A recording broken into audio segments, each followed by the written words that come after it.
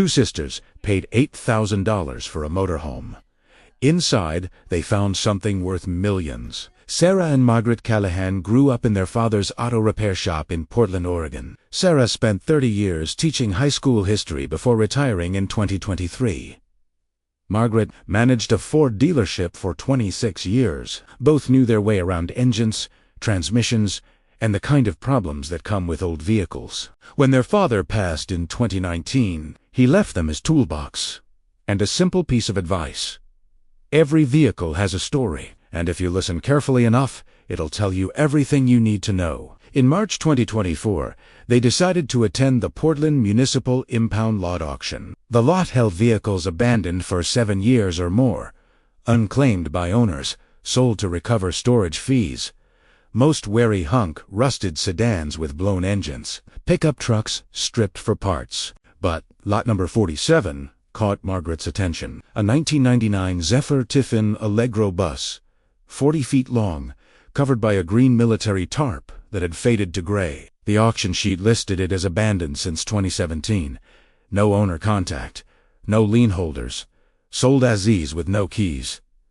Sarah walked around it twice. The exterior paint, originally beige and brown, had oxidized into a chalky texture. The tires were flat and cracked. Rust bloomed around the wheel wells and door hinges. But something felt different. The windows were intact. No graffiti, no broken panels. And along the rear bumper, perfectly preserved under layers of dust, were 23 oval stickers from national parks.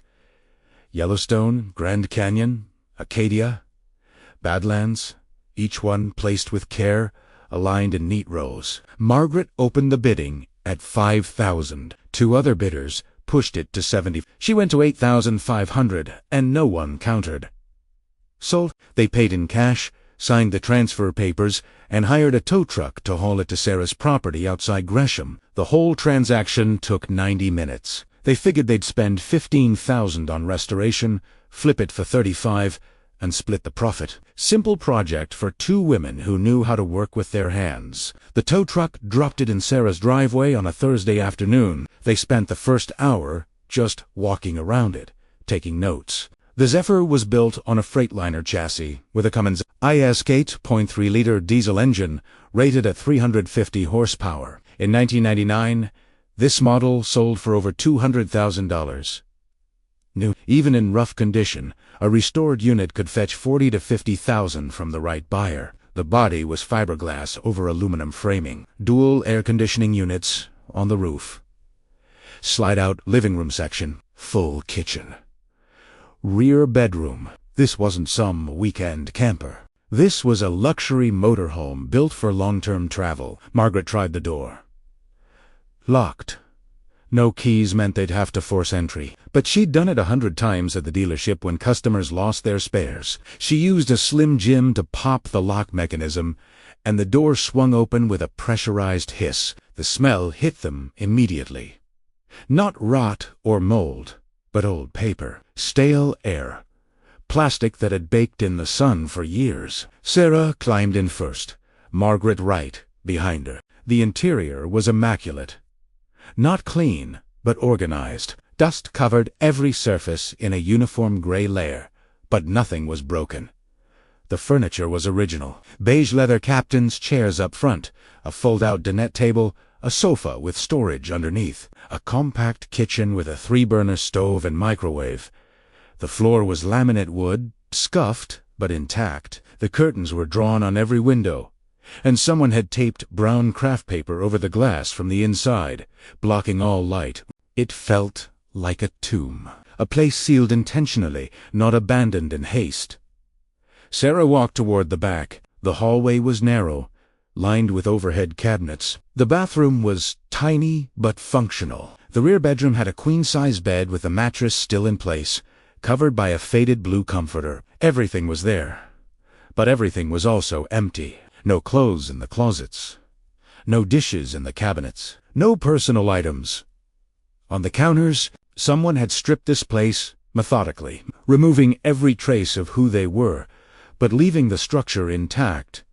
Margaret knelt by the electrical panel behind the driver's seat. The cover was loose, held by only 2 of the 4 screws. She pulled it off and shined her flashlight into the cavity. The wiring looked standard. 12-volt DC system, converter box, breaker switches, but behind the breaker panel, tucked into the wall cavity, was a rectangular outline that didn't match the framing. She pressed on it.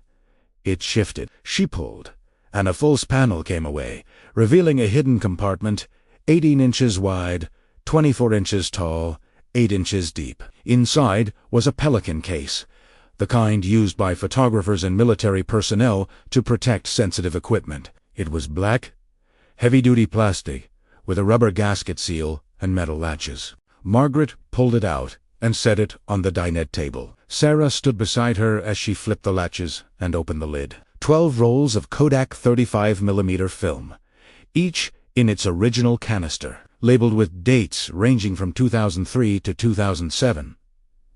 3 black moleskin notebooks, the kind journalists used, filled with handwritten notes. A laminated press credential from the Associated Press issued to Robert James Callahan, valid from 1978 to 2003, and a 3x4-inch photo, the kind used for press badges, showing a man in his early 60s with gray hair, blue eyes, and the kind of weathered face that came from decades of field work. Sarah opened the first notebook. The handwriting was precise, almost architectural. Small caps, tight spacing, every line perfectly horizontal, even without ruled paper. The first entry was dated June 15th. Those meal trays. We start today. Emma is excited. Jake doesn't understand yet. Margaret says, I'm running away.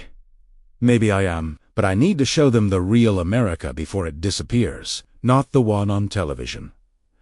Not the one in magazines. The one I spent 25 years documenting before they decided it wasn't newsworthy anymore. We're taking Route 66 first, then north through the heartland. I want them to see the places that built this country and the people who are watching it crumble. Each entry followed the same pattern. A location, adate, observations about the people he met, the towns he visited, the changes he witnessed. He wrote about factory closures in Ohio, farm foreclosures in Kansas, coal mines shutting down in West Virginia. He wrote about churches with congregations of 12, schools consolidating because there weren't enough children, main streets with more empty storefronts than open businesses. It wasn't political, it wasn't angry, it was documentary. Clinical, the voice of someone trained to observe and record without editorializing. The second notebook covered 2004 and 2005. The tone shifted. The entries became shorter, more fragmented. He mentioned forgetting which town he'd visited the day before. He wrote about confusing Emma with Margaret, his ex. He described standing in a parking lot for 20 minutes, trying to remember why he'd stopped. The handwriting remained steady, but the content revealed something breaking down. The third notebook ended abruptly on June 18, 2007, in Tonopah, Nevada. The final entry read, "If someone finds this, know that every photograph tells a truth that deserved to be remembered. The children are with Margaret in Portland. I can't distinguish yesterday from tomorrow anymore. This RV holds more than memories. It holds proof that we lived." Margaret was already tearing apart the interior. She pulled up the cushions on the sofa. Nothing. She opened every cabinet, every drawer, every storage compartment. Most were empty. But under the rear bed, she found another access panel. This one secured with 6 bolts. She grabbed a socket wrench from her toolbox and removed them one by one. The panel lifted away, revealing a compartment 3 feet wide, 4 feet long, 1 foot deep. Inside were 87 photographs, each 8 by 10 inches, printed on professional-grade paper, organized in manila envelopes labeled by state: West Virginia, Kentucky, Ohio, Kansas, Nebraska, Montana. Each photograph was black and white, shot with the kind of technical precision that came from decades of experience. Miners with faces blackened by coal dust. Farmers standing in front of foreclosed barns. Vietnam veterans sitting on porches of single-wide trailers. Every image had a handwritten note on the back. Names, dates, context. Earl Patterson, 76. last active coal miner in Grafton, West Virginia. Worked 54 years underground. Mine closed 2005. 300 jobs gone. Town population dropped from 4,000 to 800 in 10 years. There were newspaper clippings, too. Articles written by Robert Callahan, published in regional papers and national magazines between 1980 and 2003. Stories about Dean. His byline appeared in the Washington Post, the New York Times, the Associated Press wire service. He'd covered wars overseas, but his later work focused exclusively on domestic issues, the America that didn't make primetime news. Sarah pulled out her phone and searched for Robert James Callahan, Associated Press. The results came back immediately. Pulitzer Prize nominee in 1991 for his coverage of the Gulf War. 25 years as a staff photographer, specializing in conflict zones and social issues. Early retirement in 2003, reason not publicly disclosed. His last published piece was titled The Vanishing Heartland, a photo essay about the decline of rural manufacturing towns. After that, nothing. No articles, no exhibitions, no public appearances. She searched again, adding the word missing. A result from the Oregonian, dated July 2007. Family of retired photojournalist Robert Callahan reports him missing after he failed to return from cross-country trip in motorhome.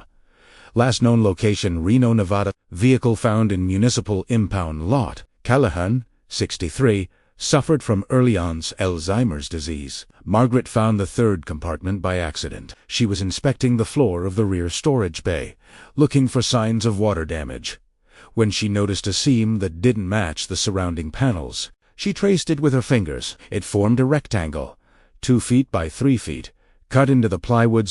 There were no handles, no obvious way to open it. She grabbed a drill and put a small pilot hole in one corner, then used a pry bar to lift the panel. Underneath was a commercial-grade safe, a Sentry model, bolted directly to the steel chassis of the motorhome. It had a mechanical combination lock, the kind that required professional tools to crack without destroying the contents. They called a locksmith who specialized in safes. He charged $350 and took 4 hours, but he got it open without damaging the mechanism. Inside were 4 items, each in its own protective sleeve. The first was a large brown envelope containing legal documents, birth certificates for Emma Callahan, born 2000, and Jake Callahan, born 2002.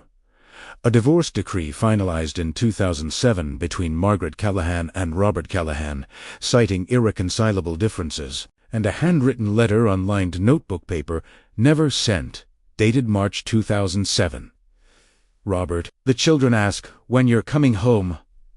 I don't know what to tell them anymore. The doctor called again. You need to call him back. Please. I know you're angry about the diagnosis. I know you think you can outrun it by staying on the road, but you can't.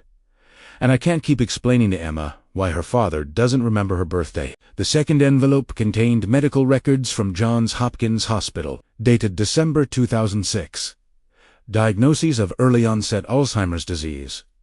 Patient age 6, rapid progression, expected. Symptoms include short-term memory loss, spatial disorientation, difficulty with executive function, prognosis poor. Recommendation for full-time care within 80 to 24 months. Clipped to the medical file was another handwritten note, this one from Robert's tomb cell, dated January 2007. If you're reading this and don't remember writing it, you have Alzheimer's. The photographs in this RV are your legacy. Finish the route. Document everything. When you can't drive anymore, park somewhere safe and leave the evidence to be found. Don't let them say these people didn't matter. The third item was a road atlas of the United States, laminated and marked with red pen. 147 locations, numbered forming a route that started in Portland, looped south through California, cut east through the Southwest, zigzagged through the Midwest and Rust Belt, then returned north through Montana and Idaho. Each location had a check mark next to it, except for the last 31. Those were circled but unmarked. A yellow post-it note was stuck to the page. Locations 117 through 147, the ones that matter most. They're disappearing faster than I can document them. If I don't finish, someone else needs to. The fourth item was a list of 89 names, addresses, and brief descriptions, handwritten on index cards and held together with a rubber band. Each card represented someone Robert had interviewed or photographed between 2003 and 2007. Earl Patterson, coal miner; Linda Vasquez, schoolteacher in a one-room schoolhouse; Tom Hendricks, fourth-generation dairy farmer facing foreclosure. Each card included a location, a date, and a short note about their story. At the bottom of the safe was a stack of business cards from magazine editors: National Geographic, Smithsonian, American Heritage. Each card had a handwritten note on the back: interested in publishing, waiting for a completed series, call when ready. None of the calls had been made. Sarah searched for Robert's death certificate. It was public record, filed in Washoe County, Nevada, August 2007. Cause of death listed as complications from Alzheimer's disease. He'd been found in a motel room in Reno, disoriented and unable to provide contact information. By the time authorities identified him and contacted his family, he'd developed pneumonia. He died 3 days later in a hospital. The Zephyr had been found in the motel parking lot and towed to the municipal impound, where it sat for 7 years before being auctioned for unpaid storage fees. Margaret sat on the floor of the RV, surrounded by photographs, journals, and maps. She looked at Sarah and said what they were both thinking: "We're not flipping this.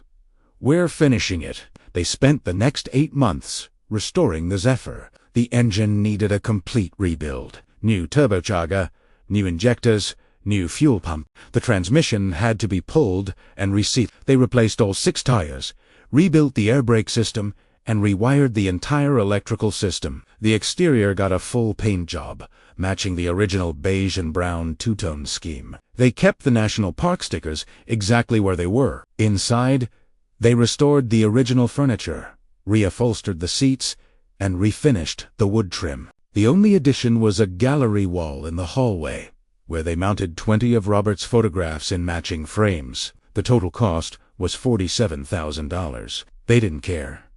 This wasn't about money anymore. In November 2024, they loaded the Zephyr with supplies and headed east. Their first stop was location 117 on Robert's map: Grafton, West Virginia. Population 764. The address on the index card led them to a small house on a gravel road outside town. They knocked. A man in his early 60s answered. His name was Matthew Patterson. His father was Earl Patterson, the coal miner in Robert's photograph. Earl had died in 2019, but Matthew remembered Robert clearly. "He spent 3 days here in 2005. Photographed my dad, the mine, the whole town. He said it was important to show that we weren't just statistics. We were real people with real stories." When Sarah showed him the photograph of his father, Matthew's eyes filled. He asked for a copy. They gave him the original. They drove to Washington, D.C., and found a specialty photo lab that still processed 35mm film. The technician was skeptical. Film Tissold, stored in a motorhome for 17 years, might be degraded beyond recovery. But when he developed the first roll, he called them back into the darkroom. The images were perfect. 347 photographs, never before seen, documenting the final days of small-town America in the mid-2000s. Schools closing, main streets emptying, families packing up and leaving. The technician said it was the most important documentary work he'd seen in 20 years. Sarah created an Instagram account called Zephyr Legacy Project. They posted Robert's original photographs alongside new images of the same locations, taken 20 years later. Some towns had recovered. Most hadn't. The account went viral, 180,000 followers in 6 weeks. People from the original photographs started reaching out. A Vietnam veteran Robert had photographed in 2004, now 78, saw his own image and broke down. A woman recognized her father, a Kansas farmer who'd lost his land in 2006. She said it was the only professional photograph of him that existed. In March 2025, the Smithsonian American History Museum contacted them. They wanted to mount an exhibition, The Vanishing Heartland, Robert Callahan's America, 2003 to 2007. 127 of Robert's original photographs, plus 89 new images taken by Sarah and Margaret showing the same locations 2 decades later. The centerpiece would be the Zephyr itself, restored and displayed in the museum's main hall. The opening reception was attended by 200 people. Emma and Jake Callahan, now 24 and 22, flew in from Portland. Emma spoke briefly. "My father always said that memory was the only thing separating us from disappearing. When his memory started to fail, he created something that would make sure he'd never be forgotten. I think he succeeded." Sarah and Margaret completed all 31 unmarked locations on Robert's map. They drove 14,200 miles. They contacted 67 of the 89 people on his list, or their surviving family members. They donated the entire photographic archive to the Smithsonian, with no conditions and no payment. After the exhibition, the Zephyr would become a permanent part of the museum's collection. They spent $8,500 to buy it. They spent $47,000 to restore it. They made $0 in profit. But Sarah said it best during an interview at the exhibition opening. "We thought we were buying a motorhome to flip for cash. We ended up finding a purpose. My father always told us that every vehicle has a story. The Zephyr told us the most important story we've ever heard." Emma and Jake established the Robert J. Callahan Documentary Fellowship, funded by donations from people who'd seen the exhibition. The fellowship provides grants to photographers documenting social change in America. Sarah and Margaret serve as the first judges. The application asks one question: what truth deserves to be remembered? Sometimes the most valuable things aren't measured in money. They're measured in stories preserved, connections restored, and legacies honored. Robert Callahan set out to document a vanishing America before his own memory vanished. Succeeded, but he needed 2 sisters, a 25-year-old motorhome, and 17 years to finish what he started. The Zephyr wasn't just a vehicle. It was a time capsule, a testament, and a reminder that the most important work we do is often the work no one pays us for. It's the work we do because it matters, because someone needs to remember, because forgetting is the only true death. Enjoyed the story? Subscribe and hit the bell icon. Give us a thumbs up and comment below. What's the most meaningful thing you've ever discovered? We read all your comments. See you next time.